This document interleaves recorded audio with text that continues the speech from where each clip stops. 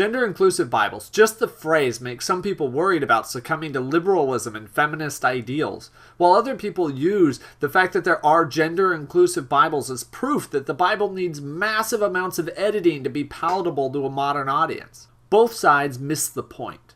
The Bible is far more gender-inclusive than older versions make it seem. Yes, it is patriarchal, but there is a huge place for women in it, and there always has been. The issue is that most translations people read today represent a version of the English language between 40 and 400 years old, one that no longer accurately represents the original meaning to the people reading it today.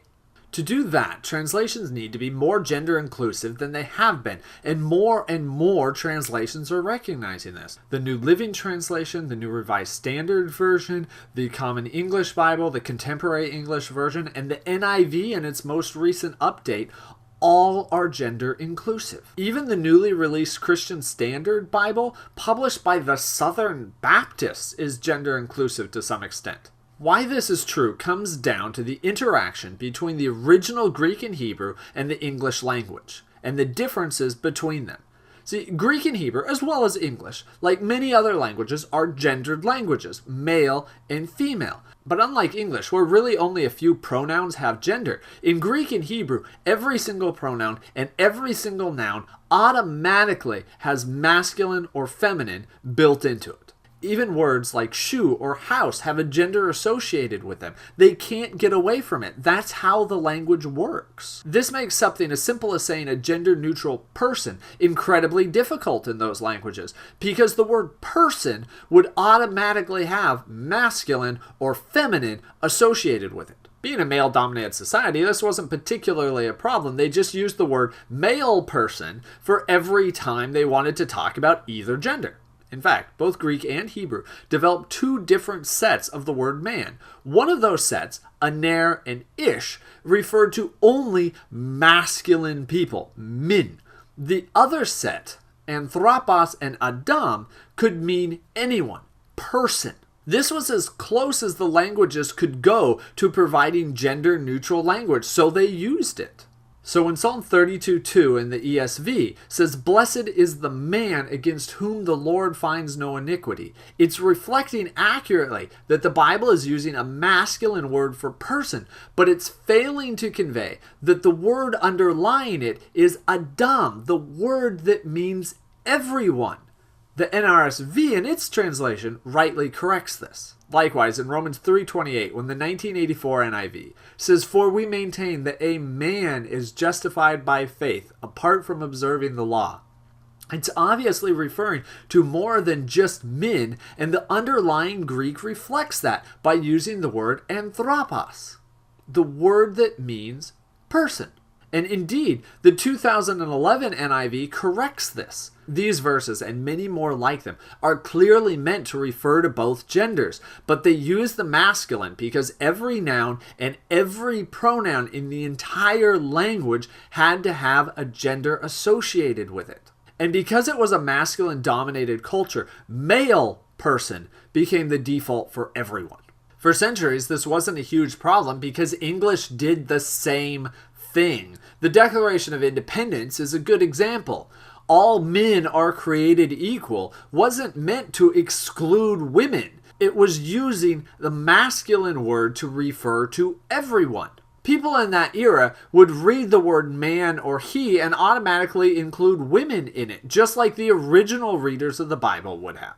But this has changed recently in the last few decades. Walking into a room today and yelling, "Hey guys," when there's a group of men and women is just as likely to get you glares as it is waves. People today read men in the Bible and they don't think everyone. They think someone with XY chromosomes and male genitalia, which can lead to misunderstandings and misinterpretations of the Bible, the last thing a translator wants. Because of how the English language has changed, translators are well within their rights to find a different word to translate Adam and anthropos with. There is a biblical basis for gender-inclusive language, period. Feel free to stop here. I will not be offended if you are satisfied with that answer and stop watching, because there are a lot of complications, a lot of other issues, and it gets pretty grammar intensive from here on out. The problem is that not every example is as clear-cut as the ones that I used earlier. Aner and ish can seem to refer to people universally, while Adam and anthropos can also refer to just men. And some verses seem to mean both at once. For instance, Romans chapter 5 plays with the wording, saying that sin entered the world through one anthropos, as death for all anthropos. But salvation comes through a new anthropos, and we can also join in and have it applied to us.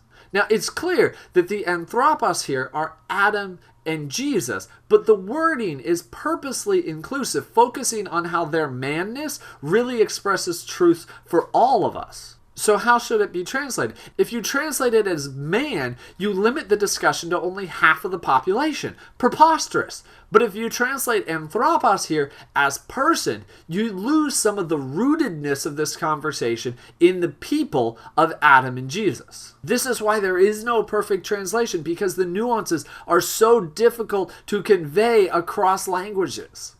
And that's the simplest issue to solve. In a flip from how Greek nouns and pronouns had more gender than English ones, English verbs have more gender than Greek ones. English verbs have a great deal of information packed into them, and all of it needs to be there for them to make sense. So much information, in fact, that English usually requires several words to have a complete verb. Greek contains all of that same information wrapped up in one word, except gender, since gender will always be carried by the subject. So he says in English would be third person singular gender unknown says in Greek. We can't translate that. We need a gender if it is a third person singular verb without a clear antecedent. Now, all of those caveats indicate that this isn't a problem all that often, but in some cases, it is. For instance, 1 Timothy 5:8 has no pronouns, no indication of who this is talking about. Even the articles could be masculine or feminine in form. This is seemingly written to be as generic as possible. But if someone does not provide, third person singular, for own, and especially blank own household, third person singular, has denied the faith and is worse than an unbeliever. We need a gender to make that whole sentence work in English, and without one, we have a problem. And with situations like this, there's really only 4 possible solutions. Solution 1 is that we continue to use man and the masculine as the default.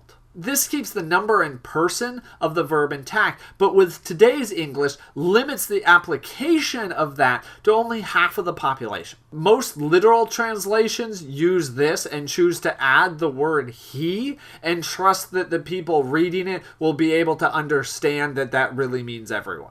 Solution 2, change the singular to plural. So instead of saying he, we say they, and the gender issue often goes away. And this is becoming more acceptable in American English, but it sometimes can confuse the text because it opens up to a group, the plural, something that was about the singular individual. Number 3, we can rearrange the sentence to avoid it entirely. Now, this most often involves changing the verb from an active to a passive voice. So he said might become it has been said, which just avoids the gender complication, but changes the meaning of the verb. Fourth, we can make it less personal. We can just say anyone instead of he, or he, she, or a person did something, and make the entire thing less personal than it was. Now, each of these options changes the text in some way, and which one gets used has to be decided on by a case-by-case basis. Normally, this is fine, but some translations are really inconsistent with how they translate these words based on their theology. For example, 1 Timothy 3:1, the saying is trustworthy. If anyone aspires to the office of overseer, he desires a noble task. There is no he in that verse. It is a verse that needs a gender to make sense in English. The Greek is as gender neutral as it possibly can be. But because of the theology of some translators that women can't be in positions of leadership, that verse gets translated he without any real biblical basis to support it. even in otherwise gender-inclusive translations. The publisher of the new, partially gender-inclusive Christian Standard Bible defended its decisions to include any gender-inclusive language, because they were getting pushback, by saying that their translation, and I quote, uses male pronouns for God, for pastors, and in places where it is obviously male. End quote. They recognized that excessive masculine language was a problem, except when it didn't fit their theology, and then they ignored it. This sort of thing is far more damaging in partially gender-inclusive Bibles, because people believe that because some of the gendered language is removed, then therefore any gendered language that remains has to be biblically justified. And sometimes it just plain isn't still. I am much more likely to trust a version that consistently uses man to refer to people or is consistently gender inclusive than I am to rely on one that is part way between them. Only sometimes gender inclusive just leaves way too much room for the usually male translators to decide when they want to retain power and when they don't. Something that is very rarely a good idea. Gendered language in the Bible is not a simple issue, as I hope that I've shown, even though I've barely touched the surface with this. Gender-inclusive language does not have to compromise biblical accuracy in any way. And in fact, it can improve biblical accuracy in many cases. The Bible has always had room for women. We just need to show it. As always, thank you for watching. See you next video.